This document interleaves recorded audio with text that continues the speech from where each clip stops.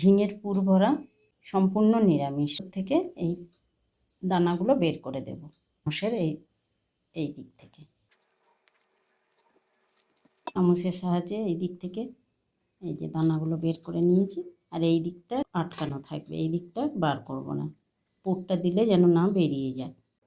গ্রেভির জন্য একটা মশলা বানিয়ে নিচ্ছি। চালমগজ, কিশমিশ, কাজু আর পোস্ত সব একসঙ্গে ভিজিয়ে রেখেছিলাম, জল সমেত দিয়ে দিচ্ছি। এবার টমেটো কোচানো দিয়েছি, একটা কাঁচা লঙ্কা ভেঙে দিয়েছি, হাফ চামচ চিনি, লবণ, জিরে আর ধনে গুঁড়ো, কোরানো নারকেল, কাশ্মীরি লঙ্কা বাটা 1 চামচ, গরম মশলা বাটা হাফ চামচ, অল্প জল দিয়ে সব পেস্ট করে নেব।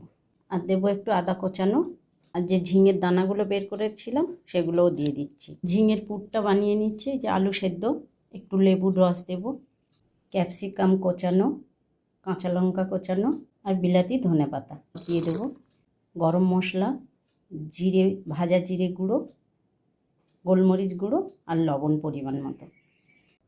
ঝিঙের পুরটা মাখানো হয়ে গেছে ভালোভাবে। ঝিঙের মধ্যে এই আলুর পুরটা দিয়ে দেবো। ফুলকপির গ্রেট করেও এরকম পুর করা যায়, এইভাবে করে নেব।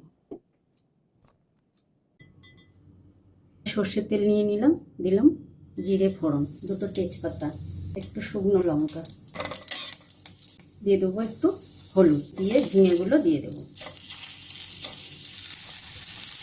ঝিঙে থেকে তো জল বেরোবে, আর জল দিতে লাগবে না।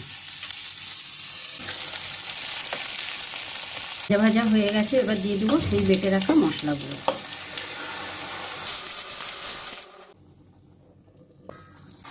অল্প জল দিয়েছি, নাহলে মশলাটা লেগে যাচ্ছিল। সব শেষে দিয়ে দেবো বিলাতি ধনেপাতা।